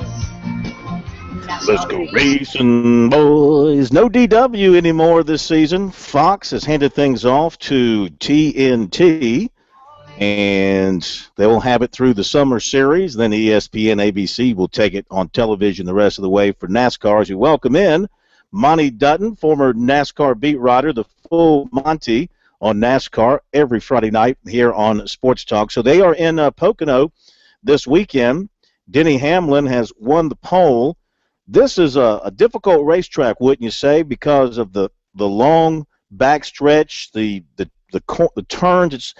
I've heard him say before, it's sort of like it's got some short track parts to it, and then it's got super speedway parts to it as well. Makes it difficult to set up the car the right way. I think some people even think it's got some road course in it because it's triangular shaped. Instead of it there being 4 turns, there's just 3. Each turn is different. So it's certainly not as have the same difficulties as a road course, but that goes into the equation too. It's also the only so-called oval. That's so weird calling it a triangle an oval, but yeah. It's the only so-called oval that drivers shift gears on. Really? Yes. For a while, NASCAR legislated that out of existence, but by making the mandatory gear ratios so that they couldn't.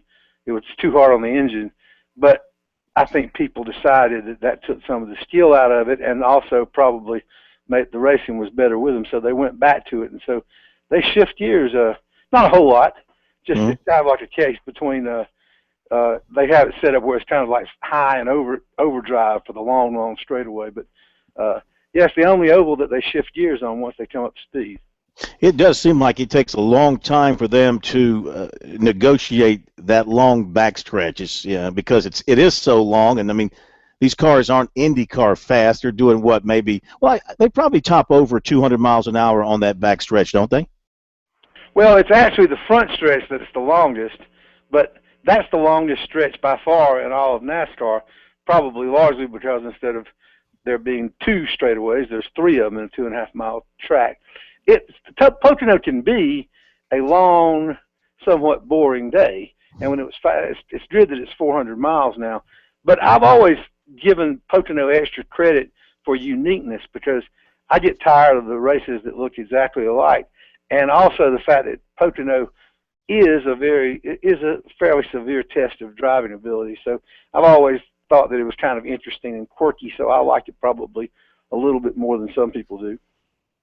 I imagine you read Jenna Fryer's story earlier this week after Dover, commenting on declining attendance around NASCAR and pointing out to Dover in particular, since that was the most recent one on the schedule, and she brought up several reasons why and offered up some suggestions. What's your take on what she had to write and what she offered up as suggestions moving forward?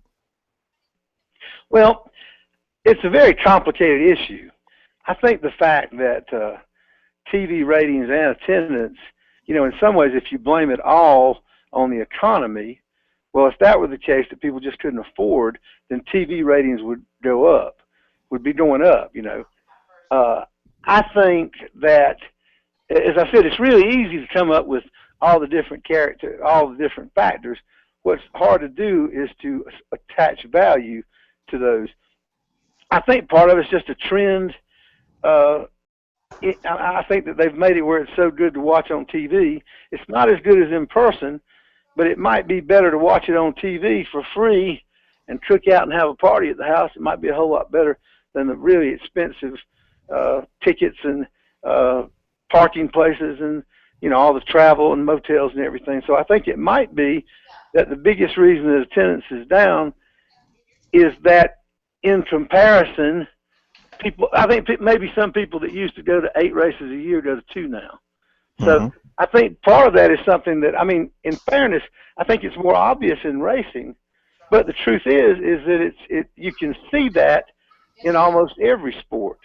You see college football games, even with the best teams, that it takes the big games for them to be sold out.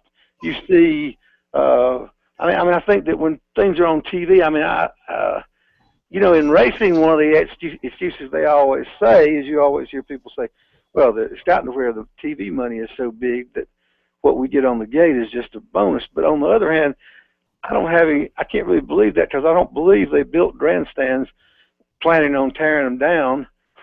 And I think that when you are a large corporation, you set budget projections based on a certain number, and I think when you fall short of that, doesn't matter how much money is coming in, you're not meeting your expectations and pleasing your stockholders and all that much. But I think it's actually an issue that every sport is going to have to deal with in the next in the next period of time. If attendance isn't down, for instance, I think that's one of the reasons that's making it where it's becoming more expensive to watch things on TV, with the SEC network and the Longhorn network and all those things. They're squeezing more people out of TV because not as much gate receipts coming in. And the long run, if long range, you get people out of the habit of watching, you've really got a long-term problem on your hands.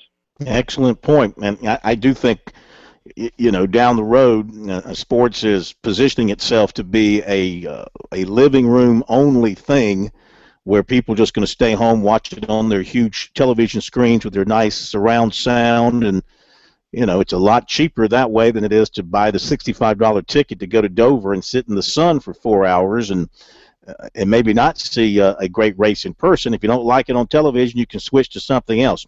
Let me ask you about Sunday, and Jimmie Johnson on a roll now, 2 in a row. He's had success at Pocono, starting back in the middle of the field, but do you like his chances to make it 3 straight? Well, I think the likelihood is maybe. I think that qualifying back a ways, I think he'll be a contender, and he'll probably be one of those things where by the second half of the race he moves up near the front. I don't think he's quite the favorite that he has been the last 2 weeks, because it's just a different kind of track. I do think that Denny Hamlin, who won the pole, Denny Hamlin has filled out his career. When he first started out, he was masterful even from the beginning at flat racetracks, of which Pocono is very flat. And so he's come around where he's won at all kinds of racetracks now. but I still think that is his strength. Monty, as always, we have enjoyed it, and I guess you'll be sitting in front of your big screen watching it all unfold on Sunday. Yes, I will. There are other factors, but I have also opted not to travel all over the country. Not any longer. You paid your dues, my man. Thank you very much, and we'll talk to you next week. Thanks, Phil. Bye. All right, the insights of Monty Dutton. You can get more of Monty's thoughts about NASCAR and other things. He writes more than just about NASCAR. He's got a wide variety of sports thoughts on his blog. Monty Dutton, that's M-O-N-T-E, Dutton, D-U-T-T-O-N, MontyDutton.com. That's where you can go to get more from Monty. And again, Ryan Newman on the pole. K-Mac, I believe the draft has ended for the day. We thought it was going to go into 11th round, but looks like they've stopped at 10. Yeah, they're doing 11 through 40 tomorrow, so I misread that and misspoke earlier. So, yeah, they are in the books, 1 through 10 now done, and day 3, the third and final day, tomorrow. Okay, not a problem. We'll go back over everything that has transpired related to players from the state. In a moment, we'll update recruiting. We've got news on Austin Clark, who has gone ahead and released his Final 4 schools from which he will make his choice on June the 12th. Tell you what's happening with that, and we got news on a basketball prospect for South Carolina. Now that Robert Carter Jr. is not coming to South Carolina, never got the feeling that South Carolina was going to get him anyway. He's going to go to Maryland, but they've got another power forward on their radar. We'll tell you about that coming up.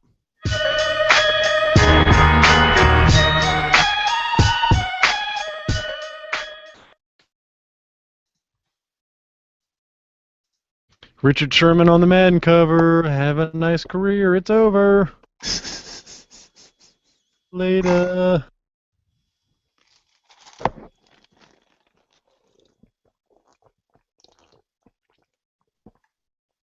It's amazing this is what SportsCenter consists of now.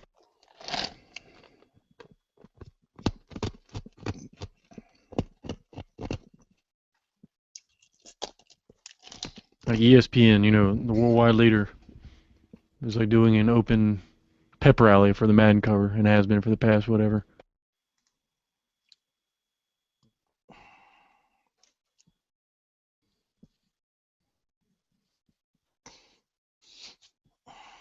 Oh, in Baltimore. I guess football players just aren't as superstitious. You got me down in queue? Yes, but you are always on Google. Oh. Then I'll reserve what I was going to say till later on. All right. Not that anybody gives a flying flip. Flip heard. These kids, they make me want to purchase a automatic weapon. Ooh, NSA, they heard it. Lindsey Graham's coming after you.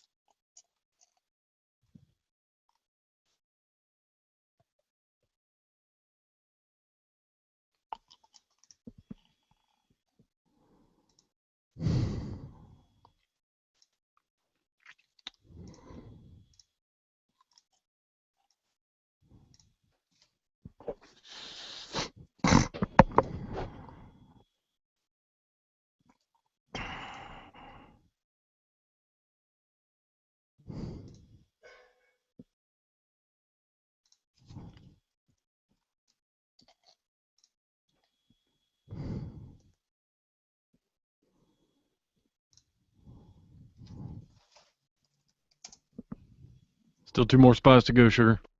Oh, got 2 more spots to go? Correct. Sure? There was 5 today. I thought I did. Let's see. No, only 1 more. I did a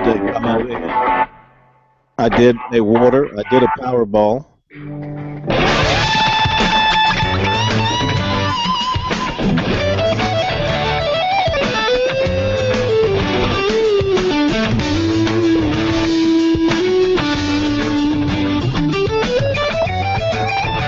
Okay, we'll get to recruiting coming up in just a moment here on Sports Talk, so stay tuned for that.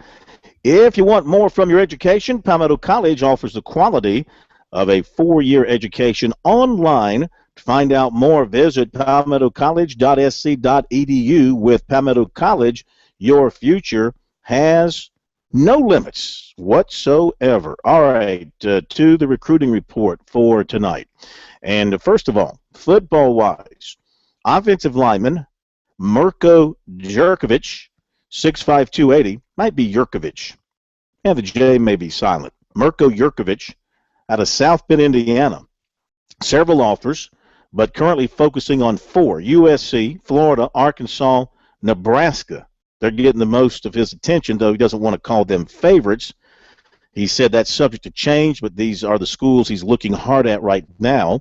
Offered by USC in early May, and he has been wanting to visit USC, hasn't been there yet. Plays his high school ball in Florida at IMG Academy in Bradenton, and he's back home in Indiana until early July, and he'd like to visit USC at some point in time. Still trying to get that worked out. He likes the idea of possibly playing in the SEC, but he has a very good relationship with Sean Elliott as well. And should his plan to visit Columbia this summer fall through, he said an official to USC is likely. He's been to Florida, and he's going to visit there again. They've offered. They just offered on Wednesday, and they're pushing for a return visit. And he'll visit Nebraska in July, and has not yet scheduled a trip to Arkansas. Does not have a leader, and did not name a time frame for his decision. Defensive end Marquavius Lewis, the Greenwood native who attends Hutchinson JC, said last night he'll take an official visit to Arizona State this weekend. This will be the first of his official visits, but he also plans to take officials to USC and Auburn. He visited USC and Auburn unofficially while he was home during the school break. After visiting USC, he had the Gamecocks out front. After visiting Auburn, he was more open, and he talked Wednesday night with Gamecock recruiter Deke Adams, and he said South Carolina's probably one of his leaders, but he's trying to stay level-headed, open-minded. He said he's got to go see some schools that he has not seen yet. He also talks weekly with Auburn and has also been talking a lot with Alabama and Arizona State. Also, Oregon and Kentucky have started showing interest in him. He wants to make his decision around the middle or around the end of his season. Offensive lineman Austin Clark, Lexington, Virginia, is at a combine up in Baltimore, told media there that he's got a Final Four, USC, Tennessee, Virginia Tech, Ohio State. He'll announce during the 6 o'clock news on his local TV station coming up on June the 12th. And he visited USC, Tennessee, and Virginia Tech all within the last week to 10 days. Wide receiver Alden Tate of Tampa last night put out his top 10. USC, Clemson, they are in it. Michigan, Georgia, Florida State, Florida, Ohio State, Miami, Missouri, and Maryland round out the top 10. Basketball, as I mentioned, Robert Carter Jr. is going to transfer from Georgia Tech to Maryland after 2 seasons at Tech. USC was one of his other stops as he made some other visits. The Gamecocks are already involved with another player for that power forward spot, 6'9" Chris Silva. He's a native of Gabon, Africa, but he attends Roselle Catholic High School in New Jersey. Gamecocks are one of his major offers right now. Some of the others are Villanova, Syracuse, Georgetown, Seton Hall, Cincinnati, South Florida, and Rutgers. Frank Martin has made him a top target for 2015. His coach, Dave Buff, told us that he was excited to get that offer. He plans on visiting USC sometime this summer. The coach has a good relationship with Frank Martin from when Martin recruited some of his players when he was at Kansas State. And he has good feelings about Martin and what he'll do at South Carolina, he said. Silva, he said, is totally wide open on the schools right now. He's just going through the process of determining which schools he's going to visit. Then they'll sit down in August and decide on those official visits. Coach says he's a terrific athlete, runs the floor extremely well, 11 points, 8 rebounds per game last season. And this baseball note, one of USC's top recruits, Alex Destino, out of Weaverville, North Carolina, tweeted out today that he's bypassing the draft and will be coming to South Carolina. I'm assuming that someone was going to take him in the draft, but apparently after 10 rounds, he's decided to go ahead and stick with his scholarship offer from South Carolina. All right, there you go with the recruiting. Remember to check our recruiting out online all the time at sportstalksc.com.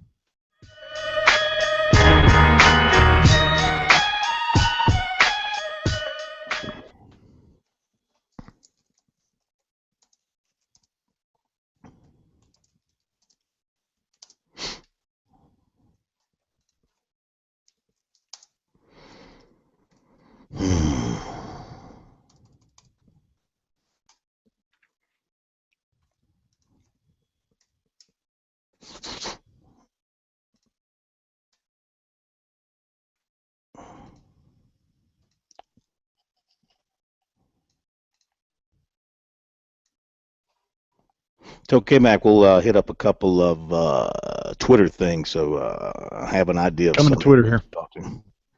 What he wants to bring up. Twitter. Tweeter. Got some Tweeter here.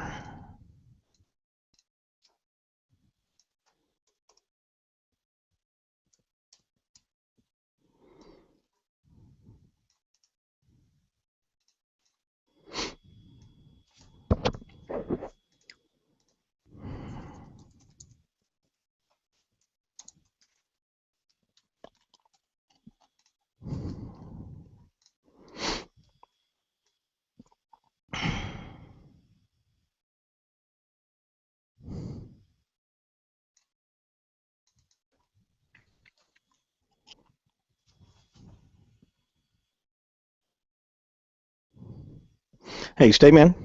Correct. When the show's over, how about turn your machine off once again and turn it back on. Let's try one more time just for giggles to see if it connects. Giggles heard. All right, cool. Giggles heard. That's so cool. You should be a sports talk show host, Digger.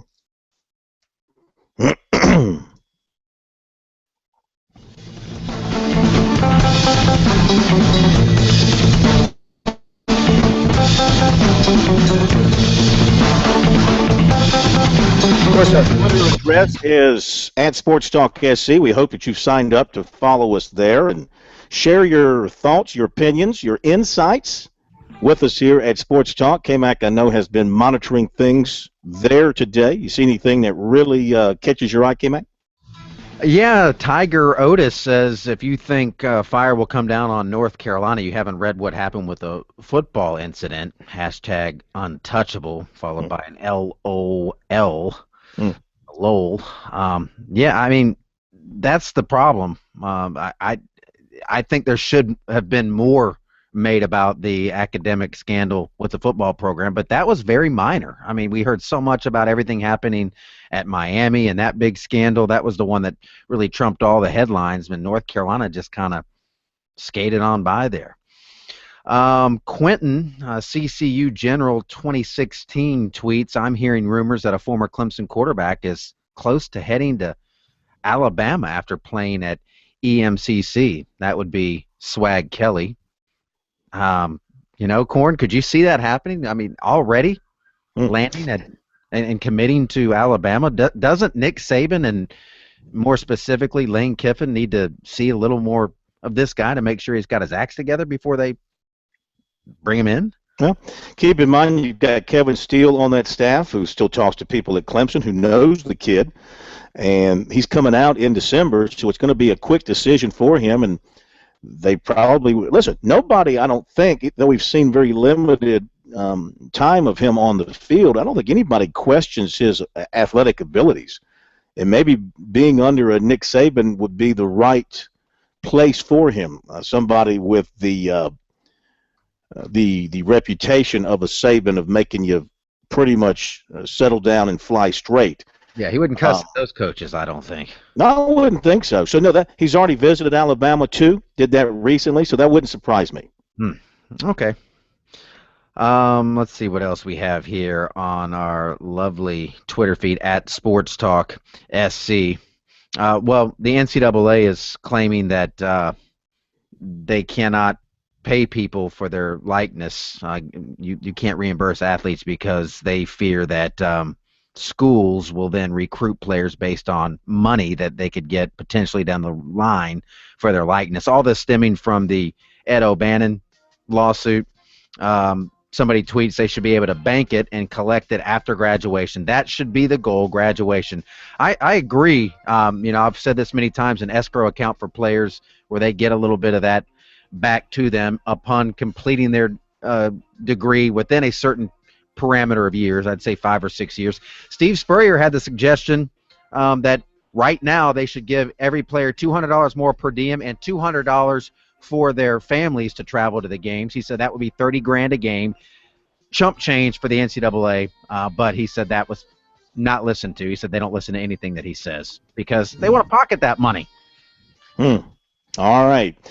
Everybody have a great weekend. We have certainly enjoyed being with you this week on Sports Talk. Thank you, K-Mac. Thank you, Steak Man, and we'll be back together in Columbia Monday night. We'll see you then.